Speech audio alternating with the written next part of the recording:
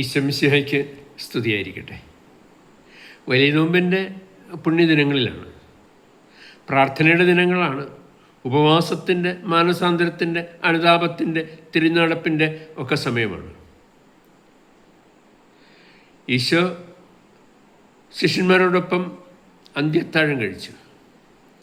അത്താഴ സമയത്ത് ഈശോയ്ക്ക് അറിയാം ഇവരിലൊരാൾ ഒറ്റിക്കൊടുക്കുമെന്ന് പറഞ്ഞിട്ടും അവന് നൽകേണ്ട ഒരു ശുശ്രൂഷയും അവന് കുറയ്ക്കുന്നില്ല കേട്ടോ. അവനെ സ്നേഹിത എന്നാണ് വിളിക്കുന്നത്. നീ ചെയ്യാണ്ടിരിക്കുന്നത് വേഗം പോയി ചെയ്യുക എന്നൊക്കെ അവനോട് പറയുന്നുണ്ട്. എന്ന് പറഞ്ഞാൽ നീ പെട്ടെന്ന് പോയി എന്നെ ഒറ്റിക്കൊടുക്കുക എന്നൊന്നുമല്ല അതിൻ്റെ അർത്ഥം. സ്നേഹിത, നിൻ്റെ മനസ്സിലിരിപ്പ് ശരിയല്ല.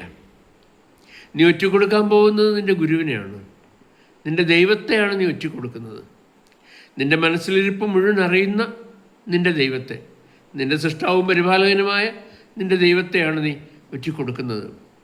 പിന്തിരിയുമോനെ എന്നാണ് ആ പറച്ചിലിൻ്റെയൊക്കെ അർത്ഥം. കടുത്ത മാനസിക വേദനയുണ്ട്. കാരണം ഒറ്റിക്കൊടുക്കുന്നത് കൂടെ ഉറങ്ങിയും സഹവസിക്കുന്നവനാണ് ഒറ്റിക്കൊടുക്കുന്നത്, സ്നേഹിതനാണ് ഒറ്റുന്നത്. ആ മനോവേദനയിൽ ഈശോ നേരെ പോകുന്നത് ഗത്സമേനിയിലേക്കാണ്. ആ തോട്ടത്തിലിരുന്ന് ഉള്ളുരുകി പ്രാർത്ഥിക്കുകയാണ്. പ്രാർത്ഥന തീക്ഷ്ണമായുമ്പോൾ രക്തം വിയർപ്പ് തുള്ളികളായി ഒഴുകി നിലത്തേക്ക് വീഴുന്നുണ്ട്. പിതാവിനോട് പ്രാർത്ഥിക്കുകയാണ്, പിതാവ് ഇവരോട് ക്ഷമിക്കണമേ. കുരിശിൽ കിടന്നുള്ള പ്രാർത്ഥനയും അതുതന്നെയാണ്. 3 ആണികളിൽ ഇങ്ങനെ തൂങ്ങിക്കിടന്നിട്ട് പിതാവിനോട് പ്രാർത്ഥിക്കുകയാണ്. വേദനയുടെ തീഷ്ണതയിലാണ് പ്രാർത്ഥിക്കുന്നത്. പിതാവ് ഇവരോട് ക്ഷമിക്കണമേ.